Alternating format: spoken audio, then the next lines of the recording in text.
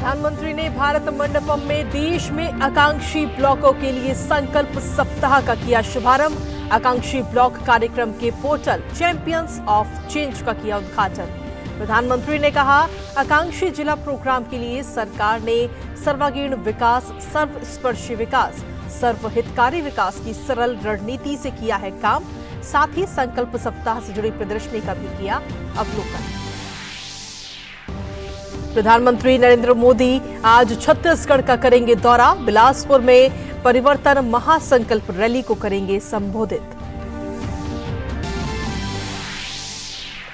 गुजरात दौरे पर पहुंचे केंद्रीय गृह मंत्री अमित शाह ने अहमदाबाद को दी विकास की सौगात।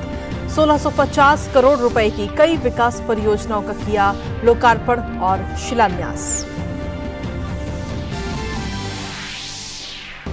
मध्य प्रदेश के भोपाल में भारतीय वायुसेना ने एयर शो का किया आयोजन। वायुसेना के CH-47F1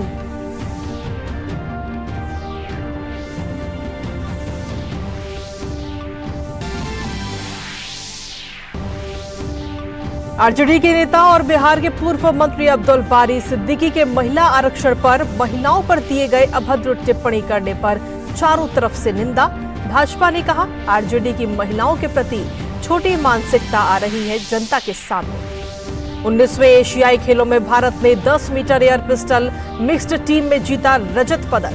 सरबजोत सिंह और दिव्या की भारतीय जोड़ी ने रजत पर लगाया निशाना। आज टेनिस के मिश्रित वर्ग का फाइनल और स्क्वैश के पुरुष टीम का फाइनल खेलने उतरेंगे भारतीय खिलाड़ी।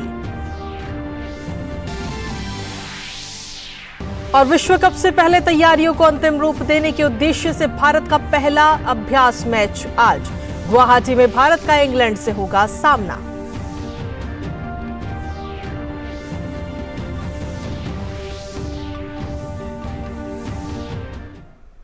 नमस्कार, स्वागत है आप सभी का। डीडी न्यूज देख रहे हैं आप और मैं हूं आपके साथ कृतिका। देश दिन भर की तमाम खबरों को लेकर हाजिर हूं मैं और बुलेटिन की शुरुआत इस वक्त की बड़ी खबर के साथ करेंगे। दरअसल 19वें एशियाई खेलों में भारत को अब एक और स्वर्ण पदक मिल चुका है, जहां टेनिस के मिश्रित युगल में रोहन बोपन्ना और ऋतुजा भोसले ने स्वर्ण पदक हासिल किया है। रोहन ऋतुजा की जोड़ी ने फाइनल में चीनी ताइपे की जोड़ी को हराया है। भारतीय जोड़ी ने इस मुकाबले को 2-6, 6-3, 10-4 से अपने नाम किया और अब मौजूदा एशियाई खेलों में भारत का ये 9वां स्वर्ण पदक है। तो बड़ी खबर के साथ इस बुलेटिन की शुरुआत कर रहे हैं और ये बड़ी खबर इस वक्त आपको बता रहे हैं।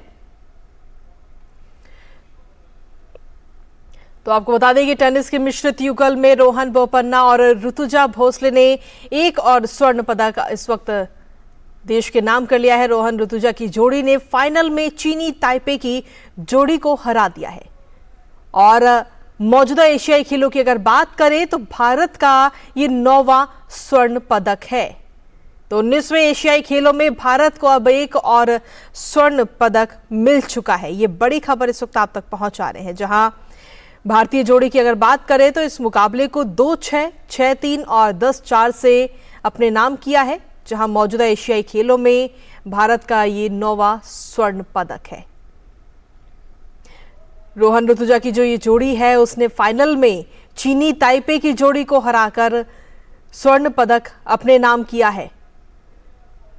टेनिस के मिश्रित युगल में रोहन बोपन्ना और ऋतुजा भोसले की जोड़ी ने ये कमाल कर दिखाया और जो स्वर्ण पदक है वो देश के नाम कर लिया है।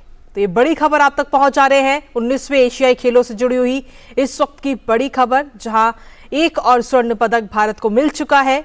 भारतीय जोड़ी ने मौजूदा एशियाई खेलों में अब भारत का ये 9वां स्वर्ण पदक एक और अपने नाम कर लिया है। 19वें एशियाई खेलों की अगर बात करें तो उसमें ये 9वां स्वर्ण पदक है भारत के नाम। टेनिस के इस मिश्रित युगल में रोहन बोपन्ना और ऋतुजा भोसले की ये जो जोड़ी है उसने ये कमाल कर दिखाया है और जो स्वर्ण पदक है वो अपने नाम कर लिया है। आपको बता दें कि इस जोड़ी ने फाइनल में चीनी ताइपे की जोड़ी को हराकर ये पदक अपने नाम किया है।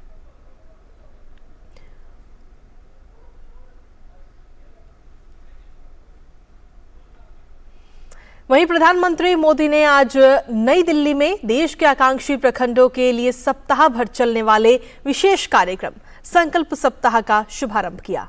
इस अवसर पर प्रधानमंत्री मोदी ने एक पोर्टल भी लॉन्च किया। इस पहल का उद्देश्य नागरिकों के जीवन की गुणवत्ता बढ़ाने के लिए ब्लॉक स्तर पर शासन में सुधार लाना है। भारत मंडपम में आयोजित इस समारोह में देश भर के पंचायत तथा ब्लॉक स्तर के लगभग 3000 प्रतिनिधि शामिल हुए। साथ ही ब्लॉक और पंचायत स्तर के कार्यकर्ताओं, किसानों और अन्य वर्गों सहित लगभग 2 लाख लोग कार्यक्रम में वर्चुअली माध्यम से इसमें शामिल भी हुए। प्रधानमंत्री मोदी ने इस अवसर पर एक प्रदर्शनी का भी आज शुभारंभ किया है, जहां प्रधानमंत्री मोदी ने प्रदर्शनी का अवलोकन किया और वहां मौजूद लोगों से बातचीत भी की। संकल्प सप्ताह के शुभारंभ के इस अवसर पर आयोजित इस प्रदर्शनी में बहुत से स्टॉल लगाए गए हैं और गौरतलब है कि संकल्प सप्ताह 3 से 9 अक्टूबर तक देश के 329 जिलों के 500 आकांक्षी ब्लॉकों में मनाया जा रहा है। संकल्प सप्ताह के दौरान हर दिन अलग अलग विषयों के लिए समर्पित होगा, जिस पर सभी आकांक्षी ब्लॉक काम करेंगे। पहले 6 दिनों की थीम में संपूर्ण स्वास्थ्य, सुपोषित परिवार, स्वच्छता, कृषि, शिक्षा और समृद्धि दिवस शामिल हैं। वहीं सप्ताह के अंतिम दिन यानी कि 9 अक्टूबर को पूरे सप्ताह के कार्यों को संकल्प सप्ताह समावेश समारोह के रूप में मनाया जाएगा। प्रधानमंत्री मोदी ने कार्यक्रम के दौरान ब्लॉक स्तर पर काम कर रहे लोगों से सीधा संवाद किया। प्रधानमंत्री मोदी ने कार्यक्रम में उत्तर प्रदेश में बरेली के बहेरी से वर्चुअली माध्यम से जुड़ी एक स्कूल अध्यापिका, जम्मू कश्मीर के पुंछ में तैनात सहायक पशु चिकित्सक और मेघालय के उत्तर गारो हिल्स में तैनात कनिष्ठ ग्रामीण विकास अधिकारी से बातचीत की और इन सभी ने पीएम मोदी के साथ अपने अनुभव साझा किए। अपने संबोधन में प्रधानमंत्री मोदी ने भारत मंडपम में इस आयोजन के महत्व को रेखांकित किया। प्रधानमंत्री नरेंद्र मोदी ने इस दौरान कहा कि जिस जगह G20 शिखर सम्मेलन के लिए दुनिया को दिशा देने वाले नेता इकट्ठा हुए थे, उसी स्थान पर 1 महीने के अंदर ये आयोजन सरकार के दृष्टिकोण को दिखाता है। प्रधानमंत्री मोदी ने इसके बाद कहा कि उनके लिए ये कार्यक्रम भी G20 सम्मेलन से कम नहीं है। अभी वो लोग यहां जमा हुए हैं जो देश के दूर सुदूर गांव की चिंता करने वाले लोग हैं। आखिरी छोर पे बैठे हुए परिवार की चिंता करने वाले लोग हैं। उनकी भलाई के लिए योजनाओं को आगे बढ़ाने वाले लोग हैं। और इसी 1 महीने में यहां पर वो लोग बैठे थे जो दुनिया को दिशा देने का काम करते थे। यानी आप कैनवास का रेंज देख लीजिए। जिस भारत मंडपम में इसी 1 महीने में विश्व के गणमान्य नेता मिलकर के विश्व की चिंता कर रहे थे, उसी भारत मंडपम में मेरे देश के जमीनी स्तर पर बदलाव लाने वाले, मजबूती लाने वाले और हौसले बुलंद रख करके काम करने वाले मैं लाखों साथियों के साथ आज मिल रहा हूं। मेरे लिए गर्व की बात है। मेरे लिए समिट भी G20 से कम नहीं है। वहीं आकांक्षी जिला कार्यक्रम का जिक्र करते हुए प्रधानमंत्री मोदी ने कहा कि उस अभियान की सफलता ही आकांक्षी ब्लॉक कार्यक्रम का आधार बनी है। प्रधानमंत्री ने विश्वास जताया कि यह अभियान भी पूरी तरह से कामयाब होगा। आकांक्षी जिला अभियान ने देश के 112 जिलों में 25 करोड़ से ज्यादा लोगों का जीवन बदल दिया है। क्वालिटी ऑफ लाइफ में बदलाव आया है। ईज ऑफ गवर्नेंस में बदलाव आया है। और जो कल तक छोड़ो यार, बस जिंदगी पूरी कर लो, ऐसे ही गुजारा करना है, उस सोच में से बाहर होकर के वहां का समाज अब ऐसे नहीं रहना है, कुछ करके दिखाना है। इस मूड में मैं समझता हूं ये बहुत बड़ी ताकत है। इस अभियान की सफलता अब एस्पिरेशनल ब्लॉक प्रोग्राम का आधार बनी है। इसके बाद प्रधानमंत्री नरेंद्र मोदी ने अपने संबोधन में कहा कि हम उस मॉडल को लेकर चलते हैं जिसमें बड़े शहर तो विकसित हों लेकिन गांव पीछे रह जाएं। पीएम ने कहा कि सरकार का लक्ष्य है सभी देशवासियों के जीवन में सकारात्मक बदलाव लाना है। मेरी सिर्फ शुभकामनाएं आपके साथ ऐसा नहीं है, मैं पूरी तरह आपके साथ खड़ा हूं। अगर आप 2 कदम चले तो मैं 3 कदम चलने के लिए तैयार हूं। अगर आप 12 घंटे काम करें तो मैं 13 घंटे करने के लिए तैयार हूं। और मैं आपका एक साथी बनकर के काम करना चाहता हूं, आपकी टीम का एक सदस्य बनकर के काम करना चाहता हूं। और मुझे विश्वास है कि हम लोग एक टीम बनकर के ये एस्पिरेशनल ब्लॉक का सक्सेस जो चाहते हैं, अगर हमने उसको 2 साल का टाइम तय किया तो मुझे पक्का विश्वास है हम 1.5 साल में कर देंगे। अगर हमने 1.5 साल तय किया तो हम 1 साल में कर देंगे, ये मेरा पक्का विश्वास है। इसके बाद प्रधानमंत्री मोदी ने कहा कि समस्याओं के समाधान में जन भागीदारी का सामर्थ्य बहुत बड़ा होता है। प्रधानमंत्री ने कहा कि उन्होंने जमीनी स्तर पर बदलाव में सहयोग करने का रास्ता चुना है। यहां पर भारत सरकार की टॉप टीम भी बैठी हुई है, सारे सचिव यहां बैठे हुए हैं, जो नीति निर्धारण काम करते हैं वो सब है।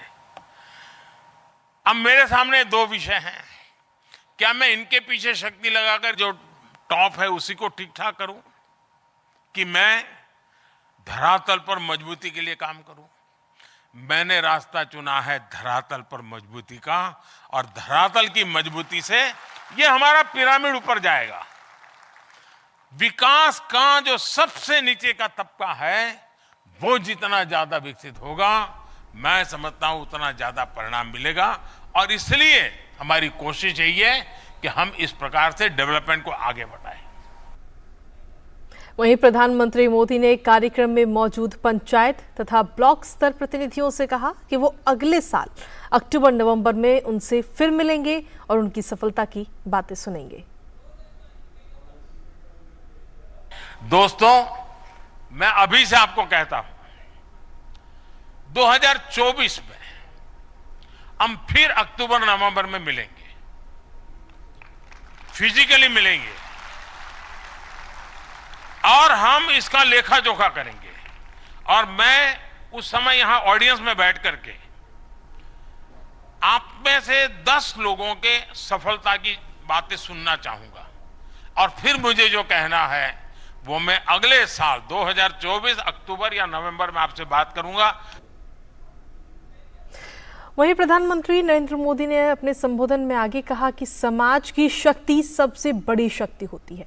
प्रधानमंत्री ने कहा कि हर क्षेत्र में नेतृत्व क्षमता वाले लोगों के प्रयास से अच्छे परिणाम हासिल होते हैं। हमारे यहां लीडरशिप की एक बड़ी विकृत व्याख्या हो गई है कि जो लंबा कुर्ता पैजामा पहन करके खादी के कपड़े पहनकर आ जाए वही लीडर होता है। जीवन के हर क्षेत्र में लीडरशिप होती है। शिक्षा के क्षेत्र में लीडर चाहिए, एग्रीकल्चर सेक्टर में लीडर चाहिए, और वो पॉलिटिकल लीडरों की जरूरत नहीं है जी। हमारे अफसर भी लीडर होते हैं, वे भी मोटिवेट करते हैं। हम ब्लॉक लेवल पर लीडरशिप कैसे बनाए, और ये जो संकल्प सप्ताह है ना, उसमें एक एक ग्रुप बैठने वाले हैं। उसका एक मकसद है टीम स्पिरिट। टीम स्पिरिट बनेगा तो लीडरशिप आएगी, टीम स्पिरिट बनेगा तो जन भागीदारी के नए नए आइडियाज आएंगे। वहीं प्रधानमंत्री नरेंद्र मोदी ने सरकार ही सब कर लेगी की सोच से बाहर आने पर जोर दिया और कहा कि समाज की शक्ति सबसे बड़ी शक्ति होती है। पीएम ने अपने अनुभव का हवाला देते हुए कहा कि सिर्फ बजट से ही बदलाव नहीं आता। कुछ लोगों को लगता है पैसे होंगे तो काम होगा। आप विश्वास कीजिए साथियों, मेरा बहुत लंबा अनुभव है। सरकार चलाना इतना लंबा अनुभव बहुत कम लोगों को मिलता है जो मुझे मिला है।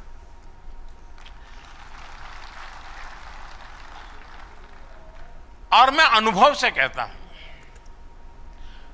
कि सिर्फ बजट के कारण ही बदलाव आता है ऐसा नहीं है। अगर हम संसाधनों का ऑप्टिमम यूटिलाइजेशन और दूसरा कन्वर्जेंस, इसको अगर हम ध्यान दें तो हम ब्लॉक के डेवलपमेंट के लिए एक नए पैसा नया आने के बिना भी उस काम को कर सकते हैं। वहीं प्रधानमंत्री नरेंद्र मोदी आज छत्तीसगढ़ का दौरा करेंगे, जहां प्रधानमंत्री बिलासपुर में परिवर्तन महासंकल्प रैली को संबोधित करेंगे। पिछले 3 महीने में प्रधानमंत्री मोदी की छत्तीसगढ़ की ये तीसरी यात्रा है। राज्य में इस वर्ष के अंत में विधानसभा के चुनाव भी होने हैं।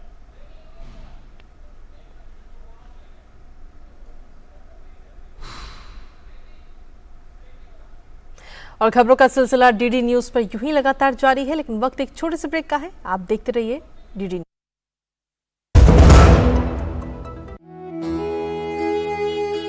माननीय प्रधानमंत्री जी की अगुवाई में और देश के जाने माने लोगों के साथ स्वच्छता की इस मुहिम में योगदान करें।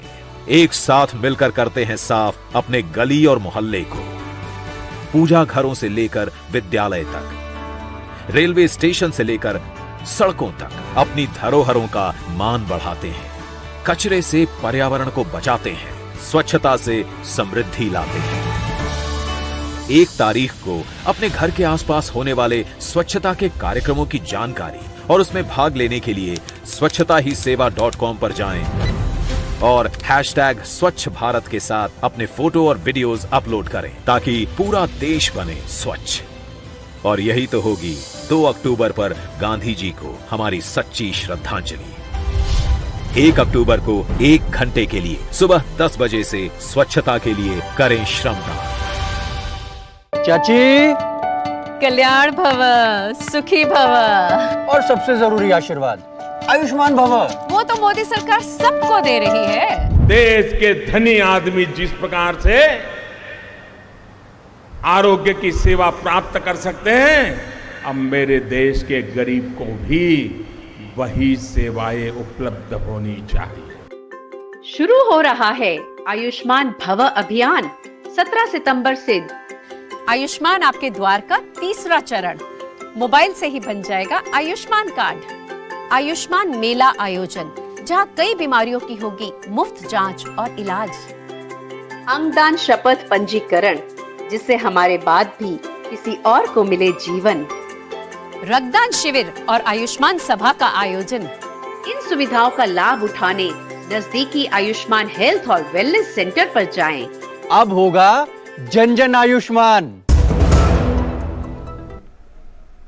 और ब्रेक के बाद एक बार फिर से स्वागत है आप सभी का। खबरों में आगे बढ़ते हैं। केंद्रीय गृह मंत्री अमित शाह गुजरात के दौरे पर हैं, जहां केंद्रीय गृह मंत्री ने अहमदाबाद के सरखेज में ओकाफ झील नवीनीकरण कार्य का भूमि पूजन किया।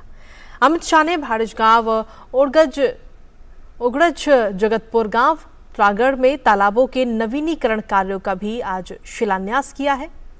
वहीं केंद्रीय गृह मंत्री अमित शाह ने एएमसी और एयूडीए की लगभग 1651 करोड़ रुपए की लागत की विभिन्न विकास परियोजनाओं का लोकार्पण व शिलान्यास भी किया। इस कार्यक्रम में गुजरात के मुख्यमंत्री भूपेंद्र पटेल भी इस दौरान मौजूद रहे। वहीं शिक्षा मंत्री धर्मेंद्र प्रधान ने राजधानी नई दिल्ली में भारतीय भाषा उत्सव और तकनीकी तथा भारतीय भाषा सम्मेलन का शुभारंभ किया। आज से शुरू हुए 2 दिवसीय सम्मेलन का उद्देश्य शिक्षा के क्षेत्र में भारतीय भाषाओं को तकनीकी रूप से समृद्ध भविष्य की दिशा तय करना है। सम्मेलन में भारतीय भाषा को बढ़ावा देने में प्रौद्योगिकी पर विशेष ध्यान देने के साथ ही 3 महत्वपूर्ण सत्र होंगे।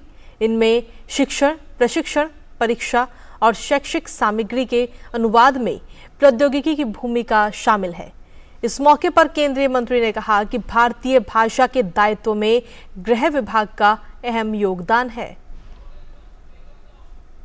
भारतीय भाषा के दायित्व में गृह विभाग की भी बहुत बड़ा भूमिका है।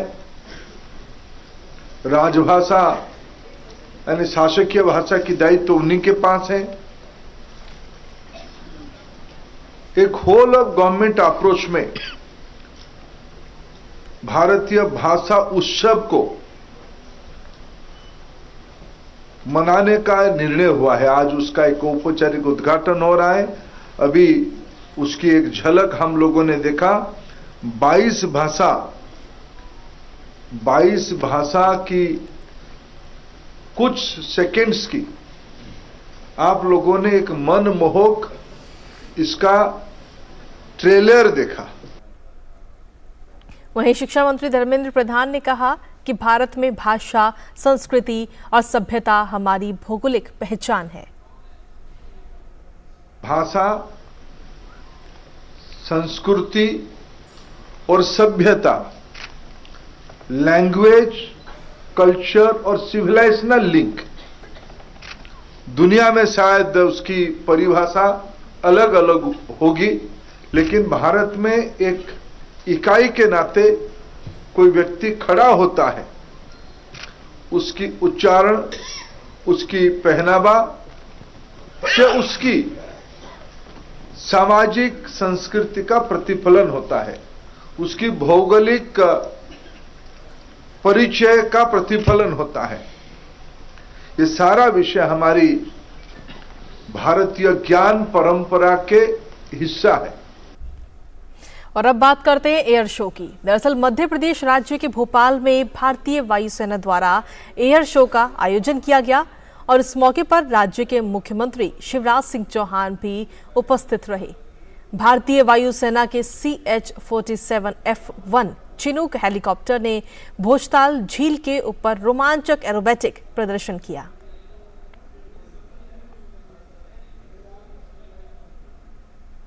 प्रधानमंत्री मोदी के आह्वान ने स्वच्छता को पूरे देश भर में एक जन आंदोलन बना दिया है।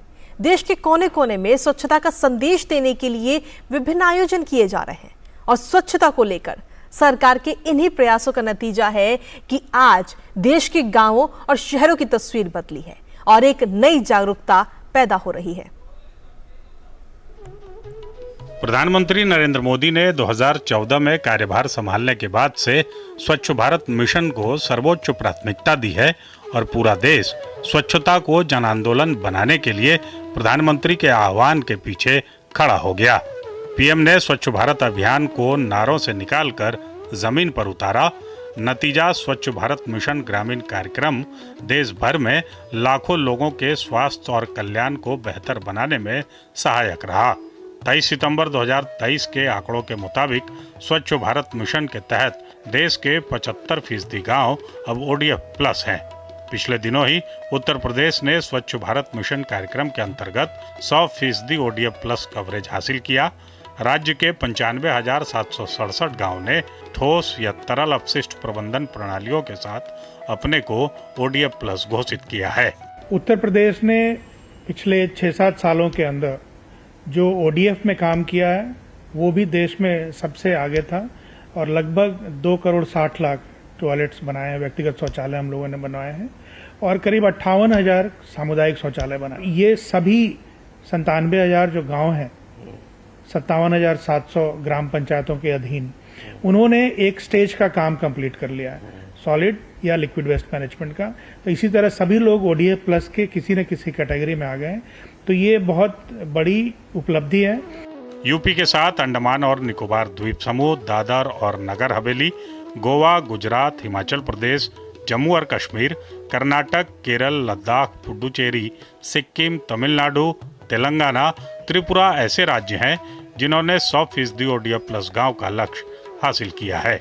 मोदी सरकार के 9 वर्ष पूर्ण होने पर प्रधानमंत्री के स्वच्छ भारत अभियान को जो उड़ान मिली, भारत की जनता ने ही यह उड़ान उसे दी है। उन्हीं की देन है कि आज हर गांव और शहर को स्वच्छ रखने की प्रतिस्पर्धा छिड़ गई है। शौचालयों के निर्माण से लोगों के व्यवहार में भी बदलाव आया है।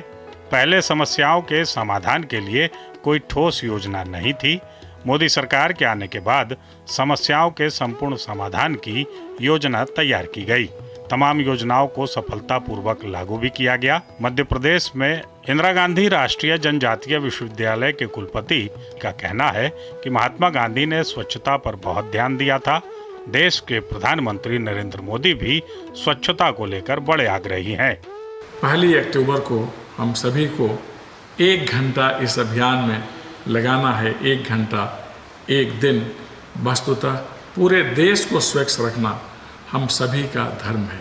गांधी जी कहा करते थे कि सत्य सबसे बड़ा नियम है और अहिंसा उसका कर्म है, और इसके माध्यम से हम अपने ध्येय को पूरा करें, जिसमें एक ध्येय स्वच्छ भारत का भी है। स्वच्छता अभियान के 9 वर्ष स्वच्छता पर मील का पत्थर साबित हो रहे हैं। पहले गांव में शौचालय के लिए लोग बाहर जाते थे। मोदी सरकार के जागरूक अभियान से गांव में लोगों में जो जागरूकता आई है, उससे लोगों के विचारों में भी बदलाव आया है। गांधी जी की स्वच्छता अभियान को प्रधानमंत्री नरेंद्र मोदी ने पंख दे दिया है। लोगों को समझ में आने लगा है कि स्वच्छता कितना जरूरी है। लोग जागरूक हो रहे हैं। महाराष्ट्र के वर्धा में स्थित महात्मा गांधी अंतर्राष्ट्रीय हिंदी विश्वविद्यालय के सहायक प्रोफेसर डॉक्टर सूर्य प्रकाश पांडेय का कहना है कि स्वच्छता पर भारत का जन, भारत का गण, भारत का मन आगे आ रहा है। 9 वर्ष पूरे कर रहा है और यह गौरव की बात है। यह गौरवपूर्ण तरीके से, यह गर्व से हम कह सकते हैं कि आज बड़े स्तर पर जब प्रधानमंत्री जी ने सपने को देखा तो भारत का जन, भारत का गण, भारत का मन आगे आकर के एक अपने समूचे योगदान से हम यह देखते हैं कि यह बड़े स्तर पर इस कार्य को संपादित करता है। स्वच्छता अभियान से न केवल आसपास का परिवेश सुंदर और स्वच्छ रखने में मदद मिली है, बल्कि स्वच्छता के इस अभियान से आए दिन बीमारी के कारण होने वाले खर्च में भी कटौती हुई है। कहते भी हैं कि स्वच्छता स्वास्थ्य के लिए खजाना होता है। ऐसे में खुद के गांव को तीर्थ मानकर उसे साफ सुथरा रखना होगा, तभी हमारा यह स्वच्छता अभियान सफल हो पाएगा। इस अभियान का उद्देश्य भी स्वच्छ भारत का लक्ष्य प्राप्त करना है। रजनीश त्रिपाठी की रिपोर्ट, डीडी न्यूज, दिल्ली। वहीं बिहार के मुजफ्फरपुर में आरजेडी के महासचिव अब्दुल बारी सिद्दीकी ने महिला आरक्षण पर आपत्तिजनक टिप्पणी करते हुए कहा कि महिलाओं का आरक्षण जाति और अति पिछड़े आधार पर होना चाहिए। उन्होंने महिलाओं के बाल और लिपस्टिक पर भी कमेंट किया। आरजेडी नेता ने कहा कि महिला आरक्षण कानून का फायदा उठाकर बॉब कट और लिपस्टिक वाली औरतें आगे आ जाएंगी। वहीं महिला आरक्षण पर विवादित बयान देने वाले आरजेडी के वरिष्ठ नेता अब्दुल बारी सिद्दीकी अब चौतरफा घिर चुके हैं। बीजेपी ने आरजेडी पर समाज को विभाजित करने का आरोप लगाया है। वहीं केंद्रीय मंत्री कौशल किशोर ने महिला आरक्षण को विकसित भारत के लिए जरूरी सुधार बताया। उन्होंने कहा कि आरजेडी के वरिष्ठ नेता के बयान को भ्रम फैलाने वाला और संकीर्ण मानसिकता वाला करार दिया है। महिलाएं पार्लियामेंट में जो चुनाव जीत करके आ रही हैं, वो संविधान को पढ़ करके आ रही हैं, कानून को पढ़ करके आ रही हैं, जनता के हित की बात रखती हैं। महिलाओं के हित की बात केवल नहीं रखती, वो जनता के हित की बात, किसानों, मजदूरों, महिलाओं, नौजवानों, देश के हित की बात रखने का काम करती हैं। अब ये जो महिलाएं हमारी चुन करके जाएंगी, 181 महिलाएं लोकसभा में चुन करके जाएंगी आरक्षण लागू होने के बाद। इसमें वो महिलाएं विकसित भारत, आत्मनिर्भर भारत, दुनिया को हर दिशा में, टेक्नोलॉजी या शिक्षा का क्षेत्र, विज्ञान का क्षेत्र, रोजगार का क्षेत्र, कृषि का क्षेत्र, सबको एक नई दिशा देने वाली बात रखने का काम करेंगी। और मैं समझ रहा हूँ कि जिस तरह से गाड़ी के 2 पहिए होते हैं, उसी तरीके से अब पार्लियामेंट और विधानसभा में भी महिलाएं और पुरुष मिल करके कानून के बारे में, जनहित के कानून बनाने का काम करेंगी और इस देश को विकसित भारत बनाने में मदद करेंगी। वहीं भाजपा प्रवक्ता शहजाद पूनावाला ने आरजेडी के वरिष्ठ नेता अब्दुल बारी सिद्दीकी के महिला आरक्षण पर विवादित टिप्पणी को विपक्ष की साजिश करार दिया है। पूनावाला ने कहा कि आरजेडी, जेडीयू और कांग्रेस हमेशा से महिला आरक्षण के खिलाफ रहे हैं।